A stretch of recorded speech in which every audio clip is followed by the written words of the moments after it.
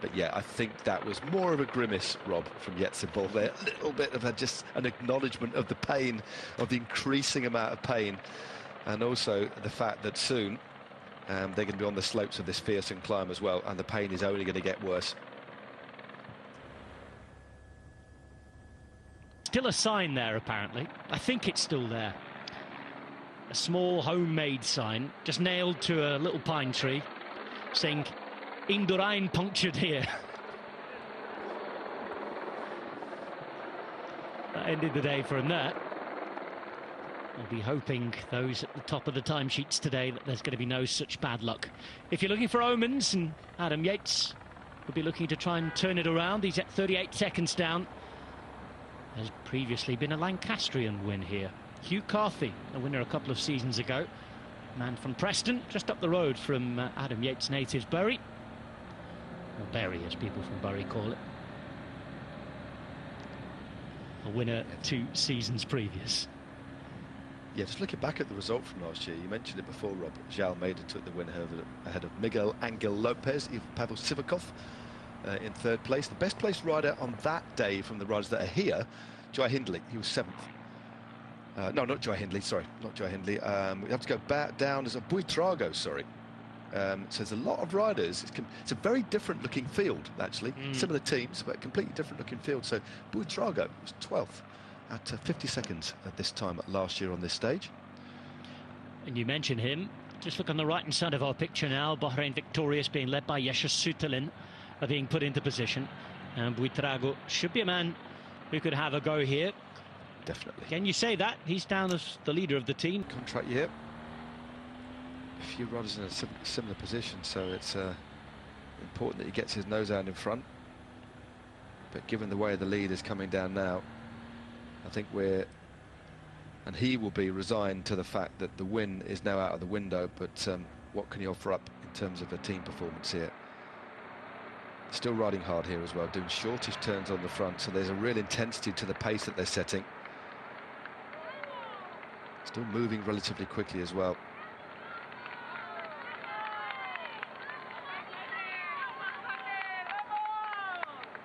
It's a big ask to hang on. I mean, even a couple of kilometres into this climb here, isn't it, for these guys? Because once he's... We are with just under 11 k's to go on the lower slopes of the climb to the line. But did look remarkably similar, even in terms of positioning and the trees around it. But anyway, swimmer pools to one side, Rob. They've got under 20 seconds now, and they're not even on the categorised part of the climb. So very shortly, they are going to be swept up by the peloton. Shimano neutral service sweeps by, and they are left to their fate. Yep, just 200 metres. And that ticks down as I finish the phrase. 150.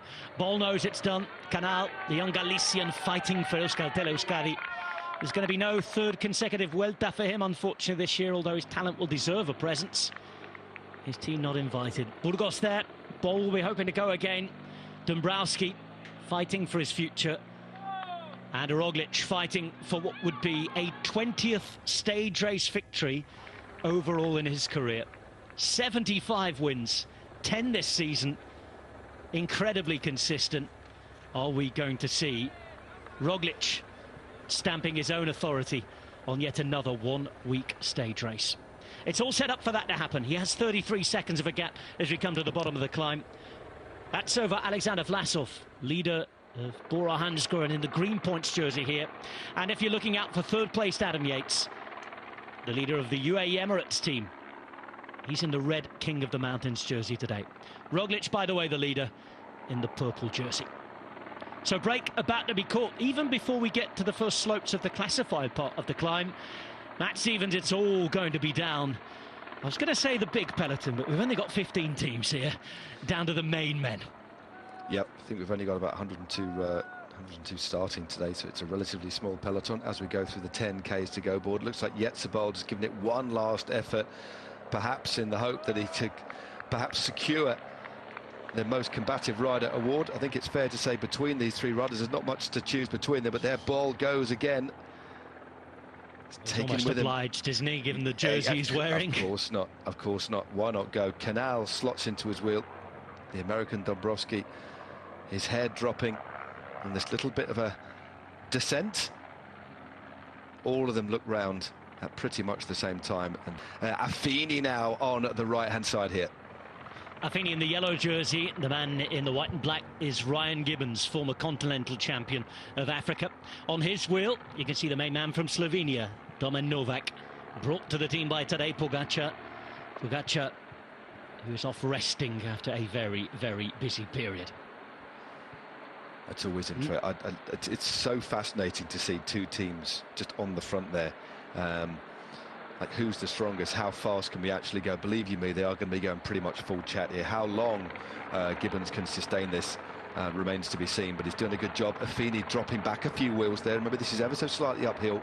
And Gibbons put in a superb team time trial performance the other day as well.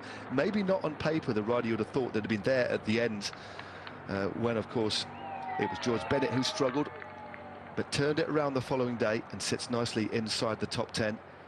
In 5th place, in fact, on the GC. But the South African now is the rider setting the pace as the bunch continues to thin. And Affini finds something to draw level again. This is like the Burgos half-wheeling competition right now. UAE have already got their stage win this week. Orlando took that on the opening day. Jumbo-Visma have taken 2. And given the fact this is only a 5-day race, not too much else to share around, is there? No. Dropping through the centre of the peloton. I wouldn't imagine it'd be too much longer before he's out of the rear. It's now Khalil Limreza on the front. Just in behind him is the Dutchman, Robert Geesink, and you've got Jan Tratnik just looking across at his team leader, having a bit of a conversation. 7.7 k's to go. Approaching the classified section of the climb. Lagunas de Nela, 7 kilometers at almost 9%. One of the famous names, the mighty mountains in this part of the world. A race that's been ridden at altitude all week on the Spanish Meseta, on the plateau. Going up from nigh on 1,000 meters for most of the day, to way up to 1,800 meters here. All right, Scorer making a presence felt. Sorry, Matt. Yeah, no, not at all. Just on the left-hand side, just coming through, yep. We wonder what they do. Alexander Vlasov, of course, sits in 2nd place overall. Remember, it's not Yates that's second. It is indeed Vlasov at 33, Yates at 38. Despite an initial ragged-looking performance in the team time trial, they did go a little bit quicker than UAE Team Emirates. So it's Yates that I'm sure would prefer to be a little bit higher up on the GC. I think he's got the upper hand at the moment in terms of climbing, but Bora Hansgrohe wanting to impose themselves and make sure that Vlasov is in a good position. And sometimes, again, it's deeply psychological, just below the surface of conscious thinking. But when you have a team around you riding for you, even if you're not quite 100%, you can find something else special when you see rider after rider sacrificing themselves in the service of another rider. It does lift you. It's quite a strange phenomenon that happens. 7 kilometers to go, so into that classified section now. Well, the first kilometer, 2 to 3%, then it gets harder, 6 to 7%, and then we're talking double digits for most of the remaining part of the climb. There's a kilometre at almost 13%, Matt. That's the 4th from last kilometre. A kilometre at 10.5%. You can see there's a maximum gradient in that graphic there at 17%. Penultimate kilometre at 9%. Last kilometre, well, it gets nasty again. Double digits. Before that cruel 11% last kilometre or so at the end. It is going to sort them out. And right now it's just swung off. It was Ivo Oliveira of UAE Team Emirates who's done a very long turn on the front. There is Alexander Vlasov. Remember, he's in the green jersey. Outright leads the points competition as we get a little bit of picture breakup, but it's now Bora Hansgrohe setting the tempo on the front. Well, I tell you what, it's not that many riders in the yellow and black of Jumbo-Visma now left. That's a big selection at the back straight away, isn't it? And it's Tony Paltzer who's taken it at the front. Here's Hoyer Lascano at the back, the Spanish champion. On 3.7 there is Joey Roscop, an experienced rider from the United States. Novak now just situated himself in front of Paltzer. Paltzer jersey open, I should say. Swinging off. Fabro now is the most advanced rider from Bora Hansgrohe. And that is Leonard Kemner, who sits in front of Alexander Vlasov. So they're keen here. Yep. Talked earlier in the week about how Bora Hansgrohe will take things up, all in for their team leader, as this front group still about 40 riders strong. And I can tell you with 5.2 k's to go, that is going to change as we get onto the real steep pitches here. But Bora Hansgrohe taking it up at the moment. Remember, the man leading this race is in the purple jersey, Primoz Roglic. It's a little bit further down at the moment. The one rider I can see that he has at his disposal, there's actually two, of course, because Attila Vuelta is wearing the Hungarian's national champions jersey. The other rider there that I can see is Jan Tratnik as well, the fellow Slovenian. Out of the saddle also, about 15th rider back, is a Damiano Caruso. So still a sizable group here, but a good pace being set by Domen Novak at the moment. Fabio Felline off the back. Mentioned him earlier on, going back to Lidl Trek later on. That's El Prades for Caja Rural. Catalan rider who can sprint well towards the end of the day. And Novak, well, a solid domestique, isn't he? It's his first year at UAE. Didn't quite go to plan in terms of being fit and ready for the summer, but he's looking good here. And we're inside now the final four, getting towards 4.5 kilometers to go. One long line of riders twisting and turning our way from Quintanar de la Sierra up towards Lagunas de Nela here on the Vuelta Burgos. Yeah, Domen Novak getting a good turn in. Remember, just a couple of years ago, wasn't it, in the Giro d'Italia? He was finished second atop the Grand Marmolada, the Passo Fideo, one of the hardest climbs in the Giro, in the break all day. Was eventually beaten by what he's now teammate, Alessandro Covi, and is putting in a good stint on the front here, certainly making Fabro and everybody else suffer. In that green jersey, though, Alexander Vlasov looking pretty good as riders continue to be spat out the back. Zambanini is here. So the group thinning out now, 4.4 k's to go. Novak absolutely flying on these lower slopes. Bernsteiner even struggling to hang on here at the back, the Austrian. Very gifted climber. Gotchon Martin, he's the rider from Euskaltel, and Novak has somebody to take over. That somebody being Jay Vine sitting on his wheel. Slovenian former national champion, emptying himself here at the front. Yeah, Jay Vine just waiting. Novak will try and stay on the front for as long as he can, as long as he can keep this pace nice and high. Just turning off onto the slightly steeper slopes here. The main road just veering off to the right. Significantly harder, isn't it? Yeah. Generally, when you're on a climb and it goes off the main road onto a smaller one, you know you're going up just that little bit steeper. Novak's turn is done. Jay Vine on the front. Vine, who was in the breakaway yesterday, who crashed the day before that. He's had an eventful race this week. Those injuries, we hope, will be feeling a little better. And Adam Yates will certainly be hoping that. And look at the damage they are doing. Goodbye to Luis Leon Sanchez. Fabro at the back too, and he can climb. He can indeed. He was suffering on the wheel there, wasn't he? Another rider suffering, that's Carlos Verona getting dropped as Vine continues to pile on the pressure. Damien Howson, the first time we've seen him, he's about 7th or 8th back in that silver kit of Q76.5. Remember, he sits in 4th place. But it's now Yates on the wheel of Alexander Vlasov, and this is a relentless pace, that high-frequency pedalling style of Jay Vine. Matt, if they really want to overturn this half-a-minute deficit on the GC, surely they can't be waiting to the final kilometre here. No, definitely not. They need to open it up early, and that's what they're doing. As the road really starts to pitch up here. Buitrago, you can just see him moving his way up, just hidden now by the green jersey of Alexander Vlasov. There is the race leader, Primoz Roglic. Looks okay at the moment, but doesn't have any teammates with him for company that I can see. I tell you who is doing a good ride. Oya Lascano is also still at the back of the... Stuck behind. It's a selection now of no more than 10 riders here. Volta's still there for Roglic. Yep. Roglic, who sits in 4th position. It's Vine in the white.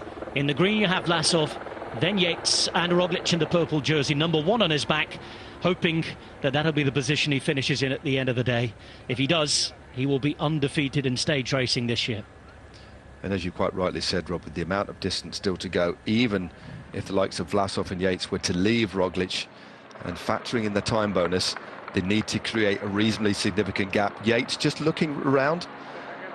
And finally, Lazcano relents and is dropped off at the back of this group. Everybody fighting their own struggling, personal isn't battle. Oh, yeah. 51 there in the pink jersey. Winner on Mount Etna back in the day. And EF Education Easy Post losing contact. Everybody in their team losing contact with the front group. It's been the story of the week for the American team. Yep.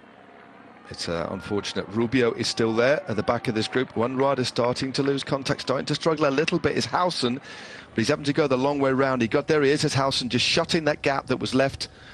Ooh, by Bennett. Interesting stuff there. The gap left by Bennett there. Roglic just looked for a brief moment that he was struggling. There was a small gap that opened up. He's looking okay now as Howson latches on to the back of this little group with the race leader. This is a superb ride here by Javine, who hasn't looked round once. A metronomic rhythm that's putting a lot of riders in immense difficulty here, Rob. Look to the back, and it's a long way looking up to the front from Caicedo. Just two wheels in front of him, the white jersey, Javier Romo, the man who's been having a very good week for Astana, Kazakhstan. Former triathlete and duathlete from Spain. Best young rider so far, and looking good to hold on to that jersey to the end. Cannot afford a disaster in the last few kilometres, though, because a crisis here will mean minutes. Yeah, if you do capitulate on these steep slopes, you could easily lose 20, 30, 40 seconds per kilometre. And the man on the front still is Javine. Roglic in and out of the saddle. Damien Howson now in that little group with the Rubio, slowly losing contact. We only have now 4 riders left in the mix. It's the top 3, and Javine, he's not thinking about his overall aspirations here. He's thinking about setting a pace that we know Yates could leap off.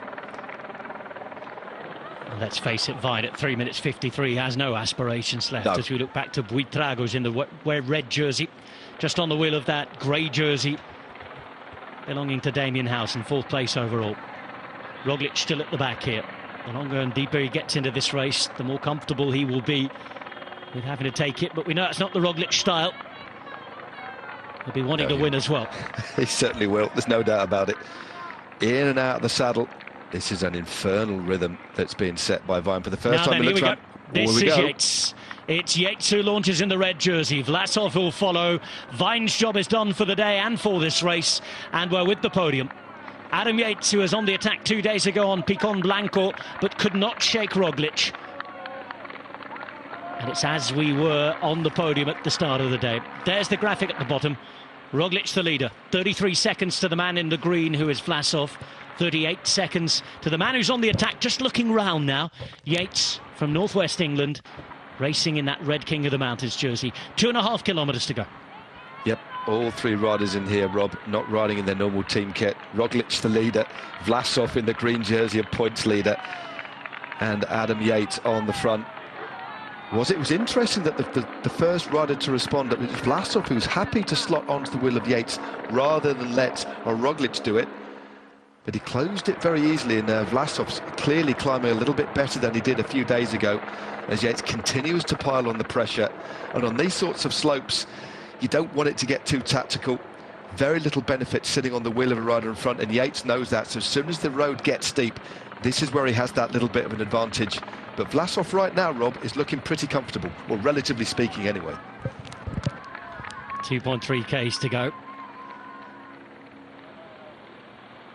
Decent attendance on the side of the road here for this very warm Saturday afternoon in the blazing sunshine.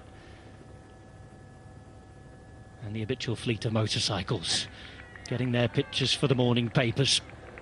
And they've got 3-star turns here, the locals for this race this year.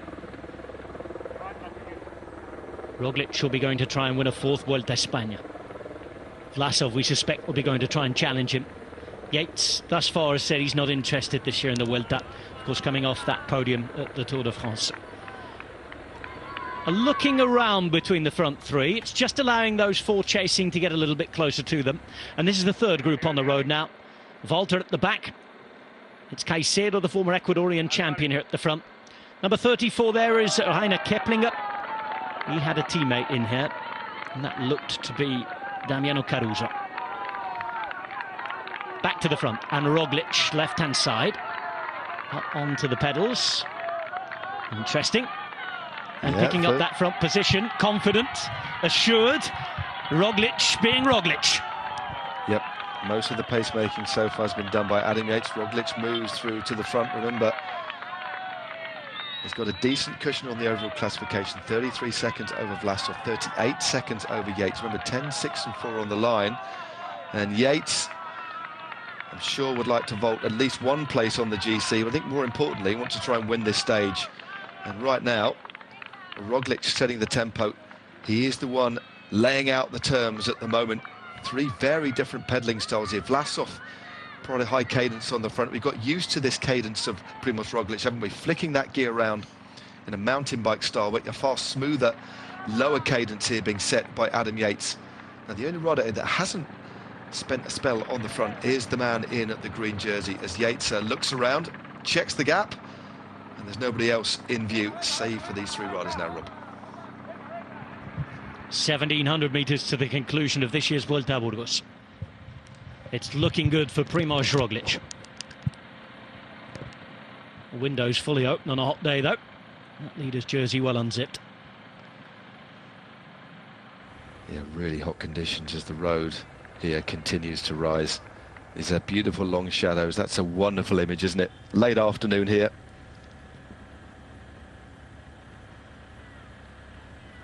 On the straighter section of road, that little group behind me, you had to see several groups up in front. Destination up the hill there.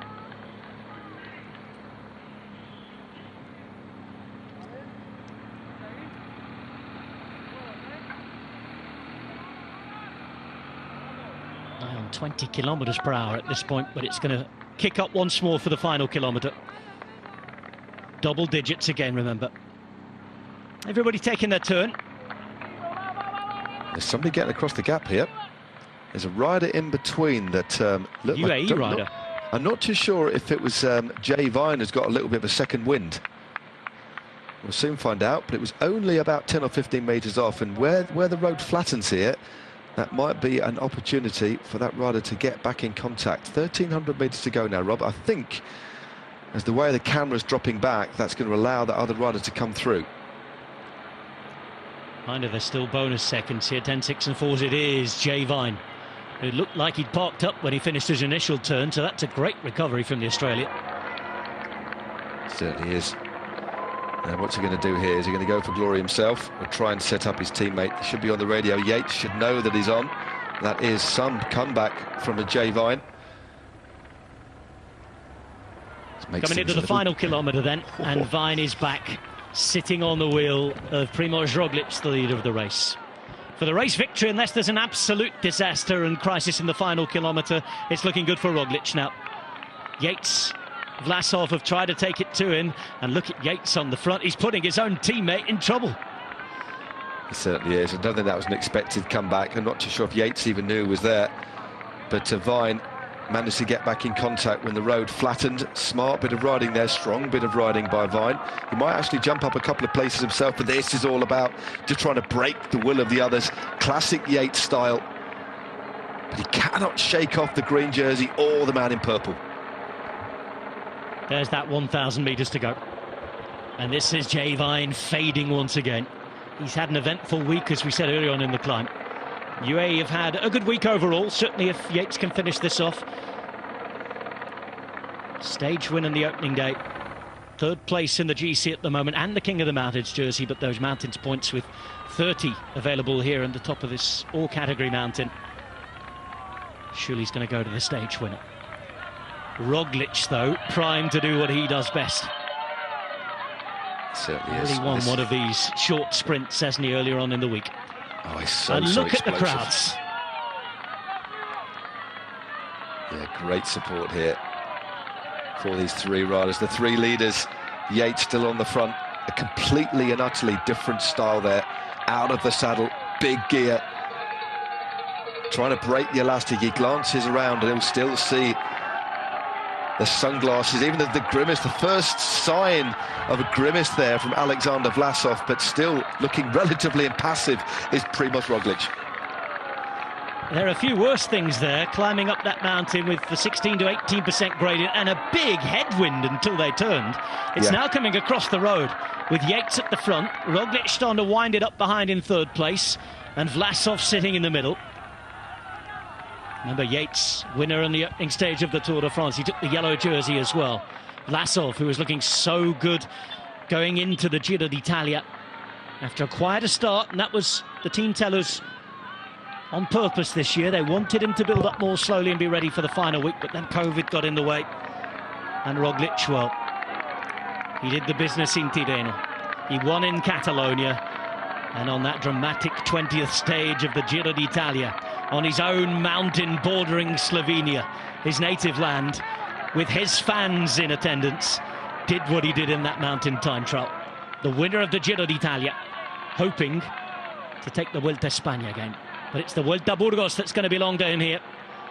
Whatever happens, we think now, in these final 400 metres. Well, Yates had hardly even looked round. This is the way that he'd prefer to win, rather than one sharp acceleration, just wear everybody down one big long effort. But face there of Primož Roglic out of the saddle, wanting himself up as well, still sat down that low gear in the centre. Ooh, coming together there in the last few hundred metres now. Who is going to take this one? So steep to the line after 4 hours, 7 minutes in the blazing Spanish sun. The Vuelta Burgos about to come to an end with the three main men who've been right at the top of the timesheets all week. The name of the local hero, the only Burgolese in the race, Fuentes, out on the road. But it's going to be a Brit, a Russian, and a Slovenian to fight it out for victory at the top in Lagunas de Nela. Adam Yates hits the front. Primož Roglic on his wheel. It's Vlasov who's suffering that little bit more today as they come around the corner. 100 metres turn into 80 metres. Yates, who won the sprint the other day, but here comes Roglic. Here comes Roglic. Roglic at the front, and he's going to take it home again. Primož Roglic, once more, doing what he does best and in charge. It is an amazing 20th stage race win overall in his career. Primož Roglic does his thing. They say it ain't over till it's over. But once he takes the leader's jersey, boy, it already looks over, doesn't it? Primož Roglic, undefeated in stage racing in 2023. We'd be here all afternoon reading up the plaudits and the records. We'll leave it at that for now, but Roglic, Matt Stevens.